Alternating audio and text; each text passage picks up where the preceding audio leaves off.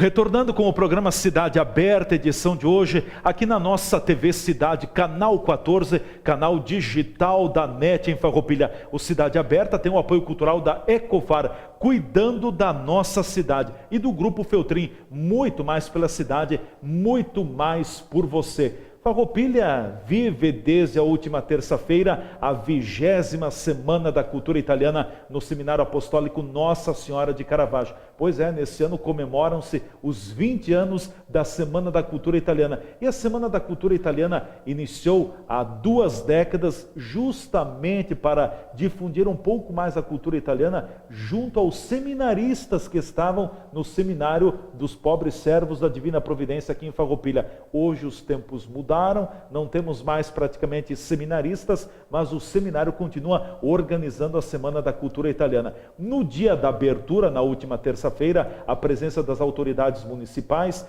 e depois também uma apresentação que encantou a todos os que estavam no Seminário Apostólico. A presença do coral Infanto Juvenil Canarinhos aqui de Farroupilha, a presença do tenor Dirceu Pastore, da Banda Municipal Cinquentenário e também do balé Lisete Teixeira. Olha, encantaram a todos na primeira noite da Semana da Cultura Italiana. Nós da TV Cidade estivemos por lá também e eu registrei um momento muito especial em que todos juntos, a Banda Municipal, o coral Canarinhos e também sob regência do tenor Dirceu Pastore, cantaram uma canção muito típica italiana, Funicuni Funicular. Então, nós preparamos para você, só para mostrar como foi a abertura. Veja como foi realmente emocionante nesse grupo todo cantando Funicuni Funicular.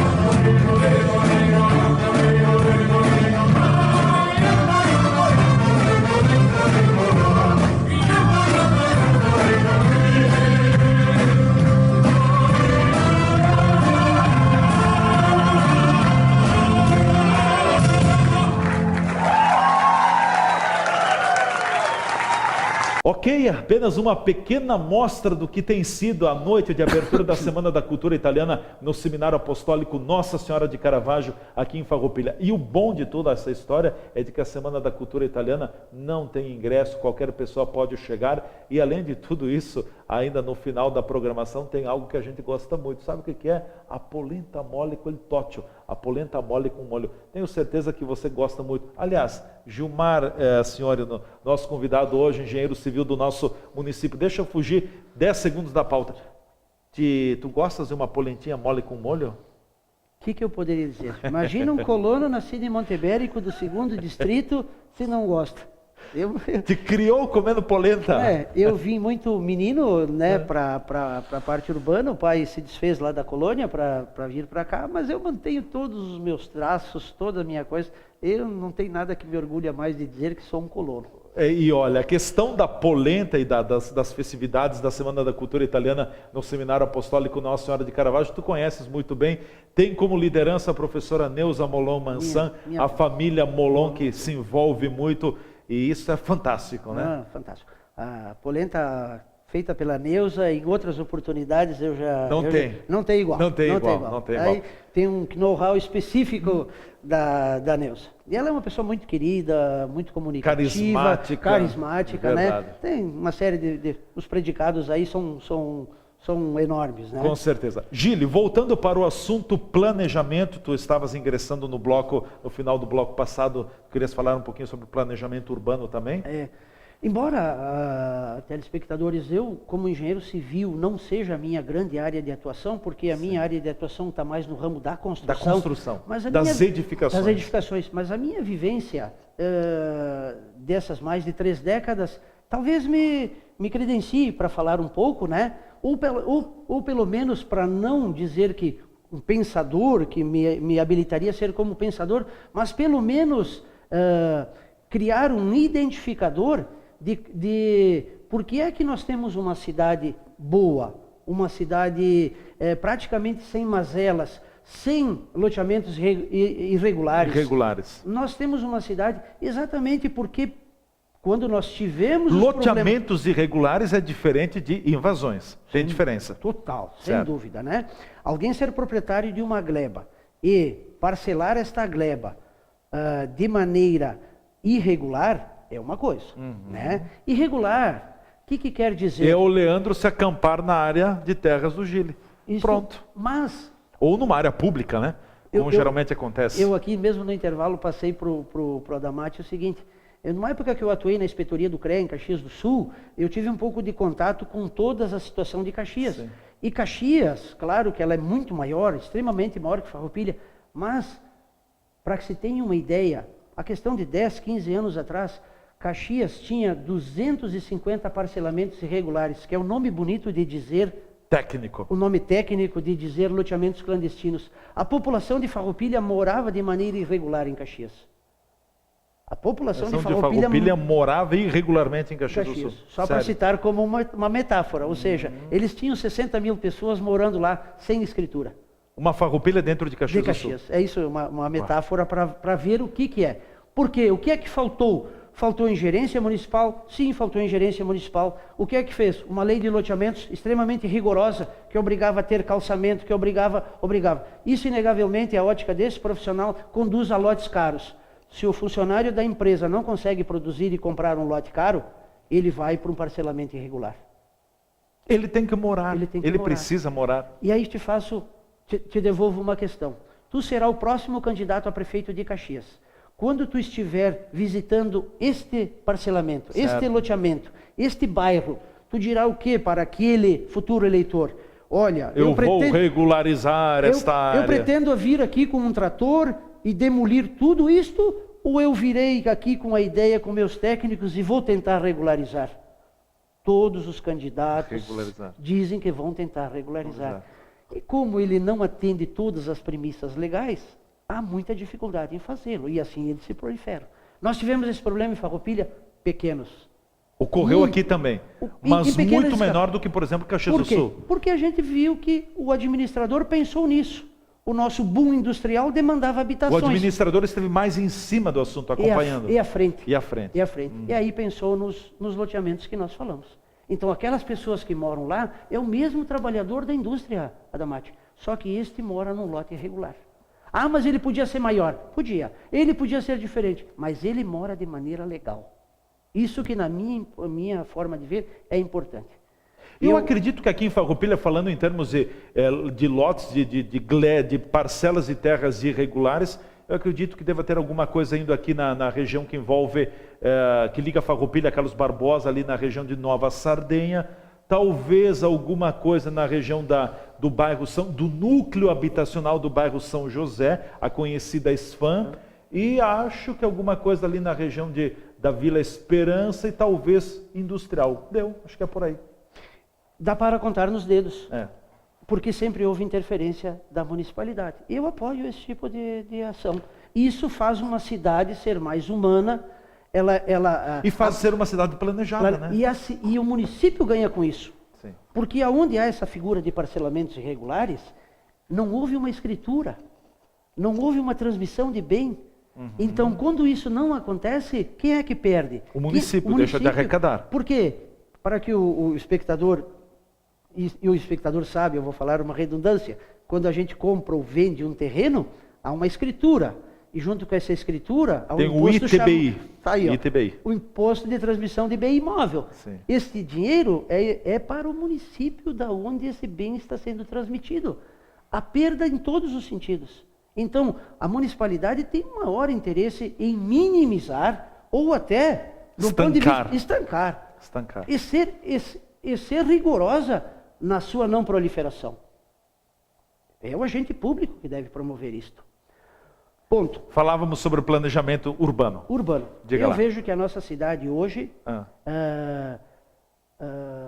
se por um lado, ela disse que a nossa nova lei de parcelamento de solo facilitou em algumas coisas, ela também disse ao mesmo tempo, Adamati, ela criou alguma dificuldade. Porque até a antiga lei de loteamentos, o loteador não era obrigado a fazer calçamento ou pavimentação, que seria o geral, né? Porque não precisa ser obrigatoriamente calçamento, pode ser asfalto, pode ser paviés, mas pavimentação. Hoje, a nova lei obrigou a fazer isso. A nova lei obrigou a criar estações de tratamento. A questão do saneamento básico, né? E nós temos um exemplo, me ajuda, me corrige, porque eu sou leigo no assunto. Certo. Nós temos um exemplo aqui em Farroupilha muito pontual. Esse loteamento que foi construído aqui próximo do bairro São Francisco, logo após o bairro São Francisco. O Felititá. O Felititá é um exemplo clássico disso. E olha, tem o arruamento, assim chamado, as ruas traçadas, pavimentadas, tem todo um sistema de saneamento e ainda deve ter até alguma coisa que envolve a parte, não sei se a parte elétrica também. Eu não saberia da parte elétrica, mas obrigatoriamente um sistema de saneamento que prevê uma estação de tratamento de esgotos. Sim. Do ponto de vista de quem vai... Isso é o ideal, telespectadores. Só que vocês, numa análise superficial, entendem que vai fazer isso o lote custar mais ou menos, Adamati? Ele vai custar mais, obviamente, é uma estrutura, você está investindo nele. Estamos cada vez mais afastados daquele trabalhador da indústria que precisaria acessar esse lote. Sim. Então, e ele não tem condições financeiras para chegar lá. Ponto. Eu defendo muito a política público-privada. Tem que haver uma ingerência Parceria pública-privada. Ingerência do município. Sim. Como fazê-lo? Há algumas maneiras. Esses loteamentos que foram citados, do que eu sei, a parte privada, a parte do contemplado por aquele lote que pagou uma quantia muito insignificante. Um lote não custou, se estou errado, pode ser corrigido, não há problema, mas alguma coisa como $1.000, em torno de R$4.000, para ter um lote, por exemplo, no 1º de maio. É um valor muito baixo, daquele que foi o contemplado. O município bancou todo o resto. Eu acredito que devam existir maneiras de fazer com que esse lote chegue até a mão do funcionário da senhora engenharia. Se ele custar 100 mil, 120 mil, 150 mil, eu não consigo ver ele adquirindo. Este lote vai ficar muito aquém da sua possibilidade. Ele vai criar poeira, mofo. Há outras formas. Incentivo às cooperativas habitacionais. Como tu vê a questão das cooperativas habitacionais? Uma excelente forma de transformar área rural em área urbana ou loteamento. Certo. Qual é o problema que eu vejo nisso? A propositura do condomínio que compõe as cooperativas o valor dispensado mensalmente é muito pequeno. Sim. Isso propõe um lote para ficar urbanizado num futuro muito distante. Se eu te pedir uma... A maioria das cooperativas habitacionais, dos que fazem parte de uma cooperativa habitacional, sabem quanto pagam por mês? R$100. Então, quanto tempo, quantos meses terão que pagar para ter aquele lote? Talvez não consigam nem em vida. É muito difícil fazer isso. Há que ter uma ingerência pública de fazer talvez o que a municipalidade fez, talvez não na escala desses loteamentos que se falaram. Como fazer isso? Eu não sei. Mas há que se pensar. Porque se a gente não planejar... O amanhã... virão os parcelamentos irregulares. Porque se a gente não fizer, eles se farão. É o estímulo. E se farão através de parcelamentos, de invasões e de toda sorte, que é exatamente as mazelas urbanas criadas na nossa cidade. A nossa cidade é exemplo.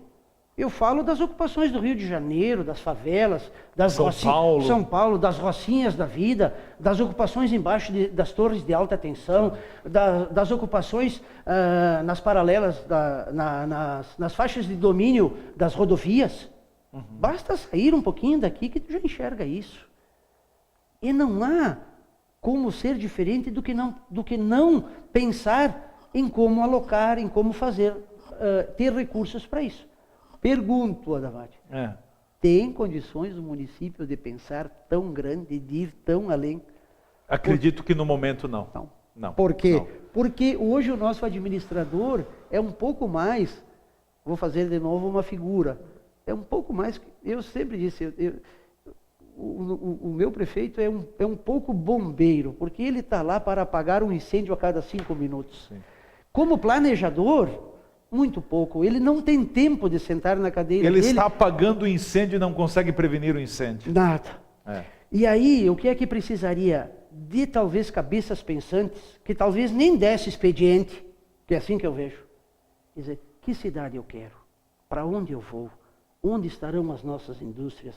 Vamos renunciar ao nosso modelo?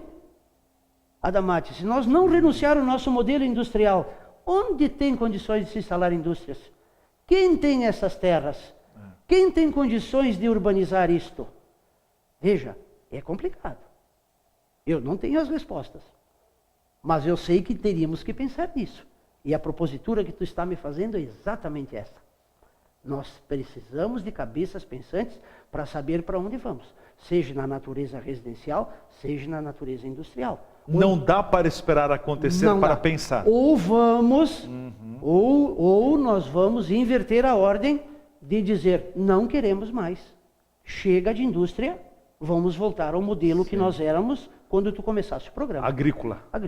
Sim. Porque então, as pessoas que vieram em busca de trabalho e que são os moradores hoje desses loteamentos todos, talvez vão, em função da não existência desta oferta crescente, vão ter que repensar, né?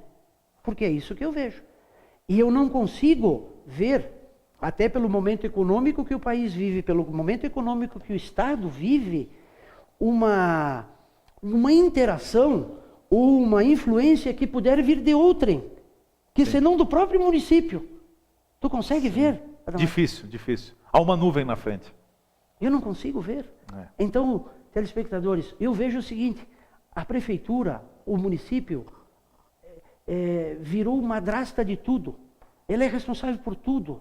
Se atribuiu a ela, inclusive educação, se atribuiu a ela segurança, saúde, se atribuiu saúde. Habitação. Isso não é atribuição do município. É do Estado. Do Estado, é da União. E vira e mexe os problemas, quem tem que resolvê-los somos nós. E a gente entra, se nós entrássemos na carga tributária também, ou a maior fatia do bolo vai lá para Brasília. O Estado fica com uma fatia já bem menor e o município migalha. É preciso... Que é onde acontece, onde o cidadão vai bater a porta, é na prefeitura, é na porta do prefeito. Então, se eu disser que eu tenho uma crítica ao administrador atual, ao anterior, eu digo, sim, eu tenho uma crítica, mas não uma crítica destrutiva. Eu tenho uma crítica que é uma crítica de preocupação. É uma crítica de preocupação. Que da forma como está, não se sustentará por muito tempo. Claro.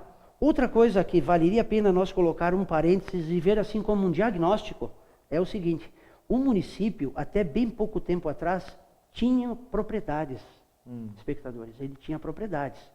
O que é que o município fez na passagem desses praticamente 40 anos, ele foi distribuindo para ali se sediarem indústrias, empresas. Novos empreendimentos. Mas acabou a reserva. Acabou? Eu tenho quase certeza de que ela não existe mais. Acabou. Ela acabou. Ou seja, por novas indústrias que eram necessárias, ou até por edificações dessa natureza muito salutares, Minha Casa Minha Vida. Sim. Populares. O município cedeu essa coisa, função social do município cumprida, para resolver um problema habitacional. Sim. Uma parceria pública, privada. O município tem a terra. A União vai financiar. E o Gilmar vai ter acesso a um apartamento. Show. Não tem problema. É o ideal? Não. É o que eu disse uma vez. Olha, talvez um proprietário de 25 hectares, lá de Alpestre, de Sertão, de Formigueiro do Norte, talvez não se sinta de maneira adequada morando em 30 ou 40 metros quadrados. Mas ele pelo menos vai morar com dignidade. Com certeza. Ele vai ter o seu título de propriedade e vai ter condições de vida com dignidade.